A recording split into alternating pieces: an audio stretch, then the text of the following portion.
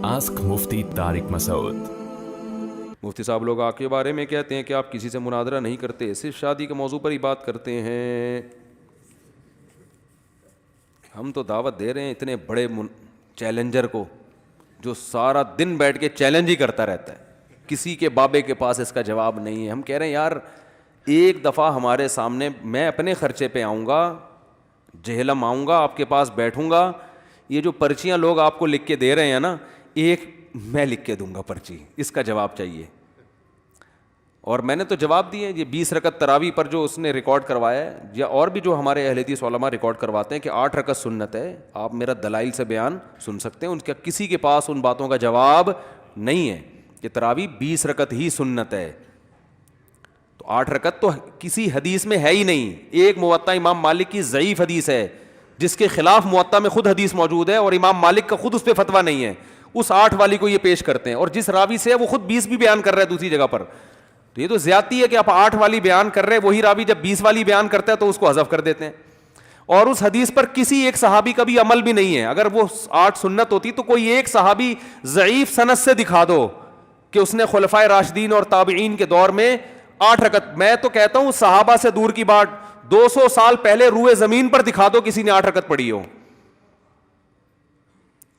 और हम आपको उलमा के हवाले देंगे, पूरी रूए जमीन पर 20 रकत से कम, सदियों से 1 रकत भी कम नहीं हुई है तरावी।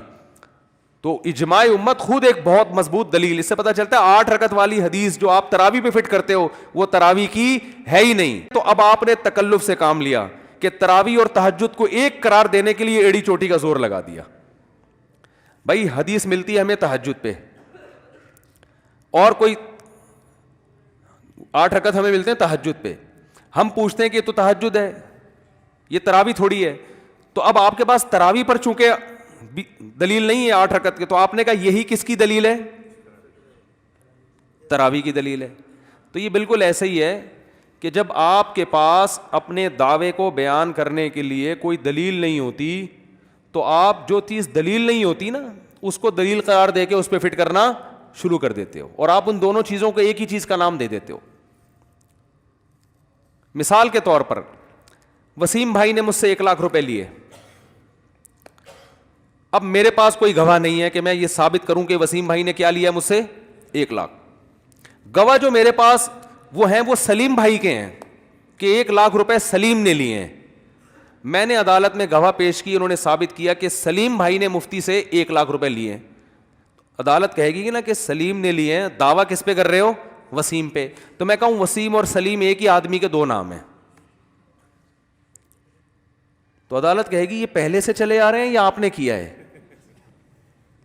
तो अगर पहले से हैं तो फिर तो ठीक है, लेकिन अगर आपने किया है फिर ये मोतबर नहीं है।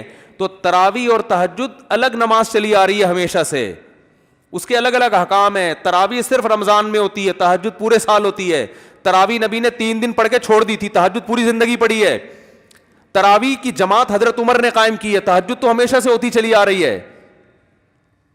तरावी पूरी दुनिया में ईशा के बाद पढ़ी जाती है, तहज्जुद रात के आखिरी हिस्से में पढ़ी जाती। तहज्जुद में इतनी बड़ी जमात जायज नहीं है।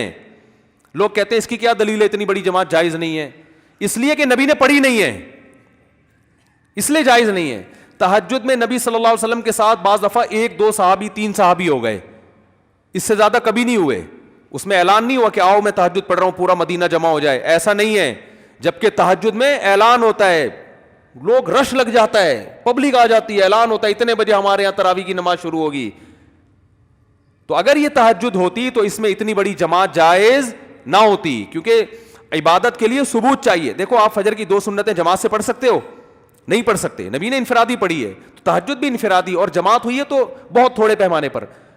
3 दिन नबी सल्लल्लाहु अलैहि वसल्लम ने जो बाहर निकल के नमाज पढ़ी, इतना रश लग गया, उस नमाज को तो आपने खत्म किया है, समझ रहे हो, ताकि उम्मत पे वाजिब ना हो जाए। हजरत उमर ने इसलिए शुरू किया कि वाजिब होने का इम्कान खत्म हो गया। बाज लोग ये भी कहते हैं कि असल में ये तहज्जुद ही है, लेकिन वो ताबीर ये करते हैं कि तहज्जुद रमजान में जमात से पढ़ना जायज है। बस ये हो गया कि हजरत उमर से पता चल गया कि तहज्जुद आम दिनों में इनफरादी होगी और रमजान में क्या होगी? जमात से होगी। तो हमें जमात से तहज्जुद पढ़ने की परमिशन मिल गई रमजान में। تو اس کی بھی آپ کے پاس کوئی دلیل؟ بولو بھائی, یہ بھی دعویٰ برائے دعویٰ ہے.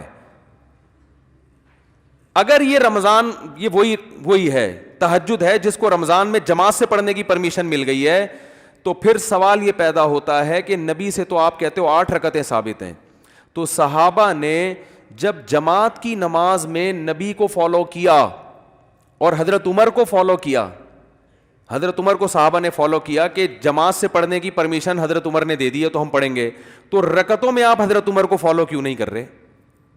بھائی نبی نے تو 3 دن پڑھ کے ختم کر دی, تو نبی کو دیکھنا تو آپ ختم کرو اس جماعت کو. اگر آپ خلیفہ راشد کی وجہ سے تراویح کو کہہ رہے ہو جماعت سے یہ تہجد جائز ہے, تو تہجد کہہ لو تھوڑی دیر کے لیے اس کو, حالانکہ تہجد ہے نہیں, اس کی میں ابھی ایک دلیل دیتا ہوں مضبوط. تو اگر اس کو تہجد کہہ لو آپ, تو پھر رکعتوں میں آپ حضرت عمر کو فالو کیوں نہیں کر رہے؟ آپ پھر موطا امام مالک کی حدیث دیں گے کہ ہم نے جماعت میں حضرت عمر کو فالو کرتے ہیں, رکعتوں میں بھی حضرت عمر کو فالو کر رہے ہیں, کیونکہ موطا امام مالک میں حضرت عمر نے 8 رکعتیں پڑھائی تھی. تو اس کا میں جواب دے چکا ہوں, وہ حدیث ضعیف ہے اضطراب کی وجہ سے, کیونکہ اس کا راوی کہیں 20 بیان کرتا ہے کہیں 8. اور دوسری دلیل اس کے ضعیف ہونے کی ہے, امام مالک نے خود اس کو حدیث کو فالو نہیں کیا. تیسری اس کے ضعیف ہونے کی دلیل ہے کہ حضرت عمر نے 8 پڑھائی ہوتی تو پورے ذخیرہ حدیث میں کوئی ایک ضعیف سند سے آپ دکھا دیں کہ کسی صحابی نے 8 رکعت تراویح پڑھی ہو. تو یہ کیا بات ہے؟ صحابہ ایک طرف تو خلیفہ مومنین کے اتنے حریص ہیں کہ نبی نے جماعت سے نہیں پڑھی, لیکن صحابہ کہہ رہے ہیں حضرت عمر نے چونکہ جماعت سے پڑھوائی, اور رکعتیں صحابہ اپنی طرف سے شروع کر دیں. اور ہم آپ کو بہت سارے صحابہ سے حوالے دکھا سکتے ہیں جو کتنی پڑھتے تھے, 20 پڑھتے تھے, جس میں میں نے سندوں کے ساتھ پیش کی, اور پڑھتے, یہی وجہ ہے کہ چاروں اماموں کا فتویٰ ہے کہ کتنی ہے, کم سے کم 20 ہیں. اور رہا یہ مسئلہ کہ تراویح تہجد الگ الگ ہے, یہ محدثین کی اصطلاح کے حساب سے بھی غلط ہے, کیونکہ تراویح کو امام بہقی اور جتنی حدیث کی کتابیں ہیں نا, صدیوں پہلے انہوں نے اس نماز کو تراویح کا نام دیا ہے. کیا نام دیا ہے؟ تراویح. اور تراویح کا جو لفظ ہے نا وہ 8 رکعتوں پر فٹ ہی نہیں بیٹھتا ہے. اس کا جواب بھی انجینئر صاحب پی گئے ہیں بڑی ڈھٹائی کے ساتھ ماشاءاللہ, پورا گھون, کیونکہ ترویحہ جو ہے نا, یاد رکھو ترویحہ 4 رکعتوں کو کہا جائے, یہ بھی حدیث سے ثابت ہے. میں نے اپنے کلپ میں حدیثوں کے حوالے سے یہ ریکارڈ کروایا ہے پوری بات, کہ صحابہ یعنی اسلاف جو ہے نا, صحابہ اور تابعین, اس نماز کو تراویح کیوں کہتے ہیں. سوال پیدا ہوتا ہے یہ لفظ حدیث میں ہمیں نہیں ملتا تراویح کا. اب سوال یہ پیدا ہوتا ہے کہ جب نہیں ملتا تو صحابہ نے اس کو تراویح کا نام کیوں دیا؟ تابعین نے, شروع سے اس کو تراویح کہا جا رہا ہے نا, اور تمام محدثین اس پہ باب کیا باندھتے ہیں؟ تراویح کا.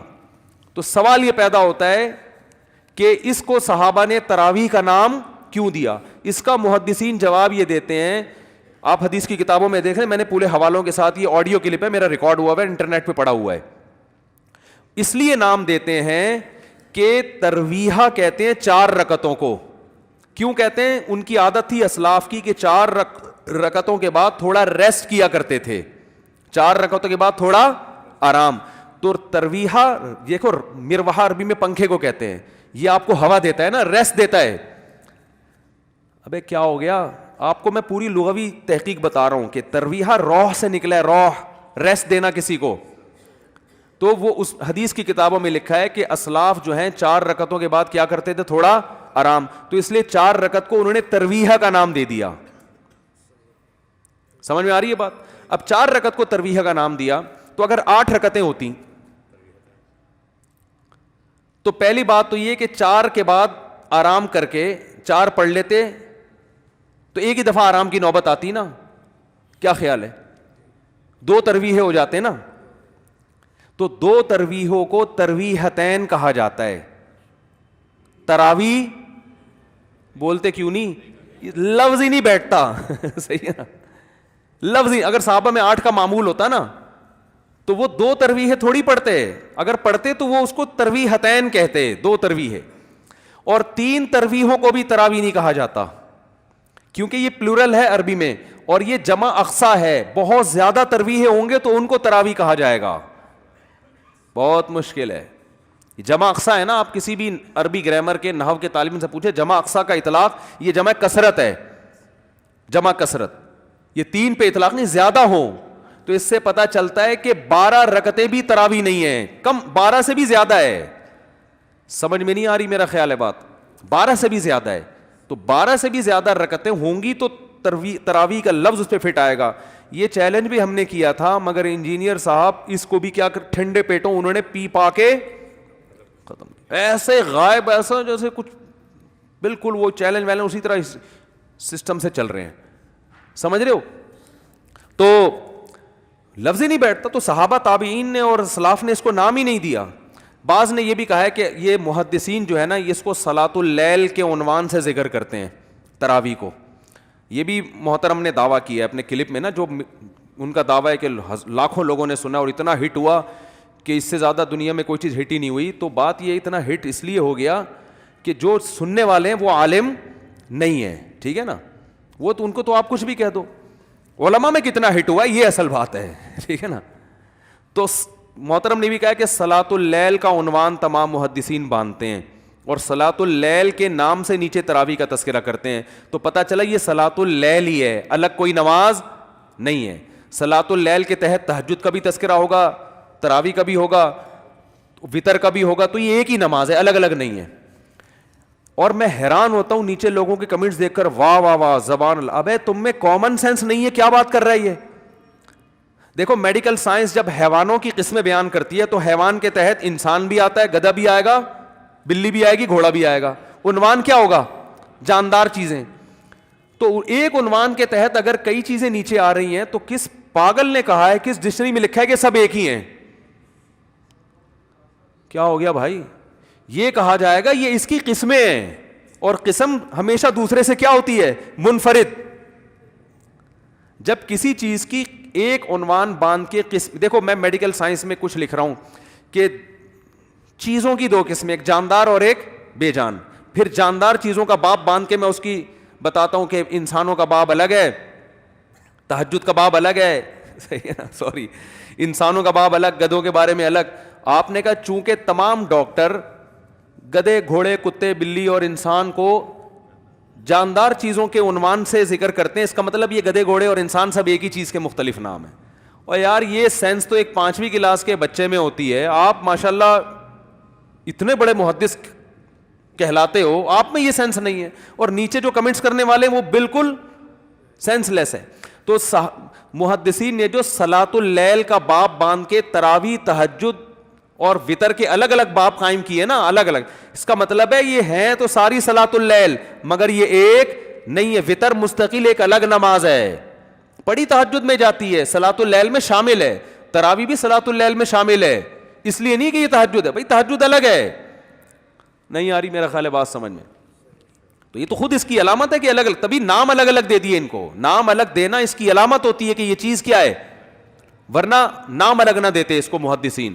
یہ کہتے ہیں کہ تہجد رمضان کے علاوہ میں انفرادی پڑھی جائے گی, اور رمضان میں وہی تہجد جماعت سے پڑھی جائے گی, اور اس کی کوئی رکعتیں منقول نبی سے نہیں ہیں. ہم یہ کہیں گے کہ جماعت سے نماز پڑھنا جب تک ثبوت نہ ہو آپ نہیں پڑھ سکتے. تو جیسے جماعت سے نماز کے لیے ثبوت چاہیے, تو جتنی رکعتیں جماعت سے پڑھنا ثابت ہے نا, اتنی رکعتوں کے لیے بھی کیا چاہیے؟ ثبوت چاہیے. اس میں بھی آپ اپنی رائے سے نہیں کر سکتے کہ جتنی چاہے پڑھ لو. تو یہ کیا بات ہے؟ رکعتوں کے لیے جب ہم آپ کو ثبوت دیں تو اس کو تو آپ مانتے نہیں ہو, اور جب جماعت کے لیے ثبوت دیں تو آپ اس کو مانتے ہو کہ حضرت عمر نے کہا ہے. تو حضرت عمر نے اگر 8 شروع کی ہوتی نا تو کہیں تو پڑھی جاتی. امام شافعی رحمۃ اللہ علیہ, جو امام احمد بن حنبل کے استاذ, یعنی امام بخاری کے استاذ ہیں امام شافعی, وہ کہتے ہیں میں مکہ میں لوگوں کو 20 رکعتیں پڑھتا ہوا پا رہا ہوں. کوفہ میں سارے دنیا کہہ رہی ہے, سارے محدثین کہہ رہے ہیں ہم 20 رکعتیں دیکھ رہے ہیں, مدینہ میں دیکھ رہے ہیں تو 20 سے کم نہیں نظر آ رہی. ایک آدھ روایت ملتی ہے 16 رکعتوں کی, ایک آدھ روایت, زیادہ تر 20 یا 20 سے اوپر. تو آپ نے کیسے نکال لیا کہ بھئی 8 رکعت؟ تو یہ اجماع امت کے خلاف ہے. تو یہ جو کسی نے بھی سوال کیا ہے نا کہ آپ یہ نہیں کرتے, ہم چیلنج قبول کرتے ہیں, اگلا والا مارکیٹ سے شارٹ ہو جاتا.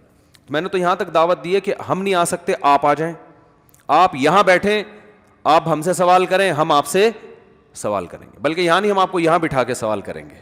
اور پروٹوکول تو بند کمرے میں بیٹھ کے پھینکتے رہو, لوگ لپیٹنے کے لیے بیٹھے ہوئے, پھینکتے رہو. دوسرا, بھائی ہر ایک کی اس طرح جواب دینا شروع کر دوں, اگلا اور مشہور ہو جاتا ہے. خام خامے کیوں کسی کو, بھائی جو پراپر طریقہ ہے بات چیت کا اس سے بات کرو نا.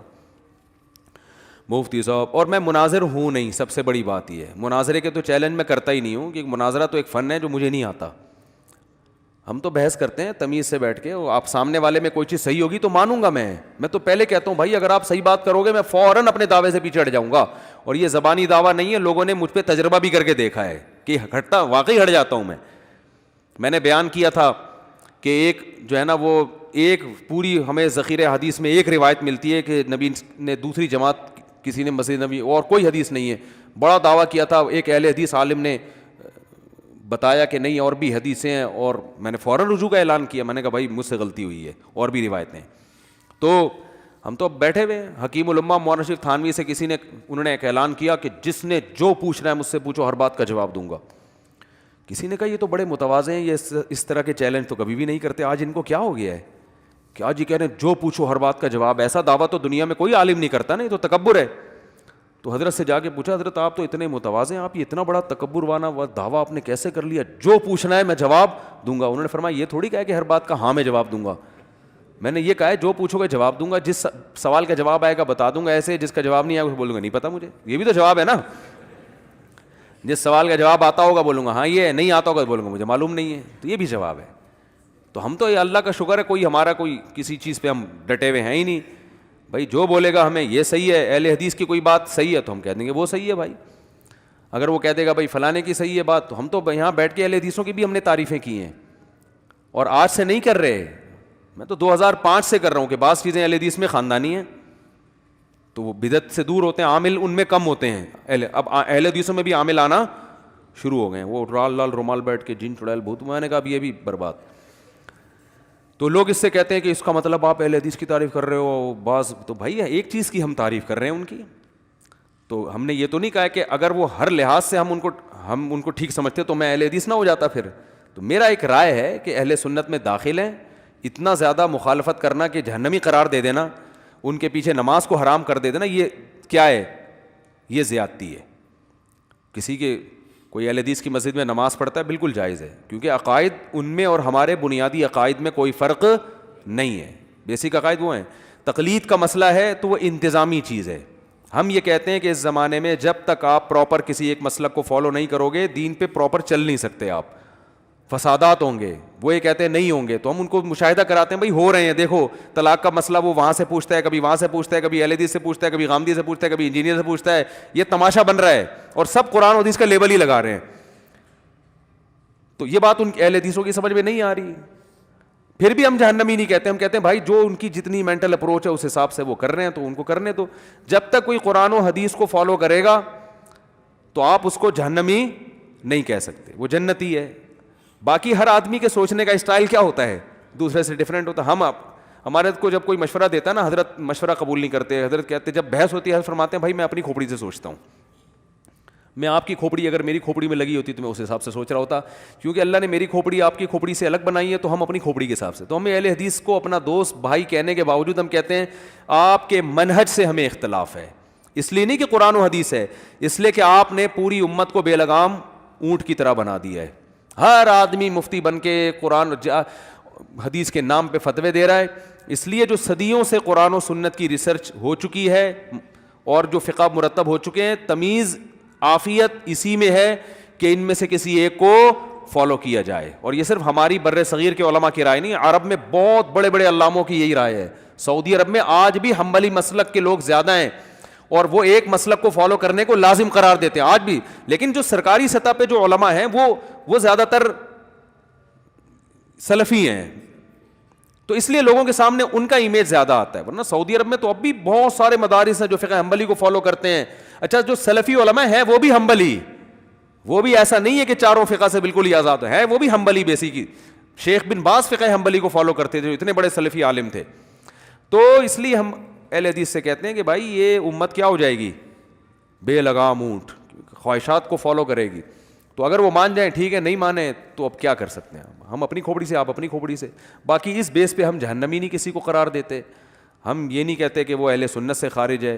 ہاں جو متشدد ہے وہ خارج ہے اہل سنت سے، لیکن پھر وہ دیوبندیوں میں بھی متشدد اہل سنت سے کیا ہے، بولو بھائی، وہ ادھر بھی خارج ہے. تو وہ پھر جو بیسک عقائد سے ہٹے گا وہ تو کہیں کسی بھی قوم میں ہوگا.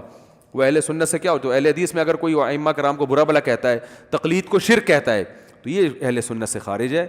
بڑے بڑے محدثین حافظ ابن حجر کے تو سب محتاج ہیں، تو پکے شافی تھے بھائی.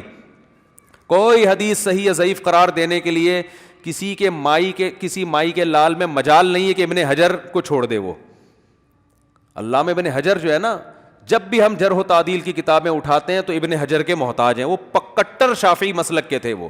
تو اگر آپ یہ حنفی شافیوں کو غلط کہنا شروع کر دو گے تو آپ تو میرے بھائی ذخیرہ حدیث، آپ کو اسماء الرجال کے جو ابن حجر نے کام کیا اور علامہ نووی اور بہت بڑے بڑے محدثین ہیں کو ہاتھ دھونے پڑ جائیں گے آپ کو. تو آپ بالکل امت گمراہ ہو جائے گی پھر تو. آسک مفتی طارق مسعود.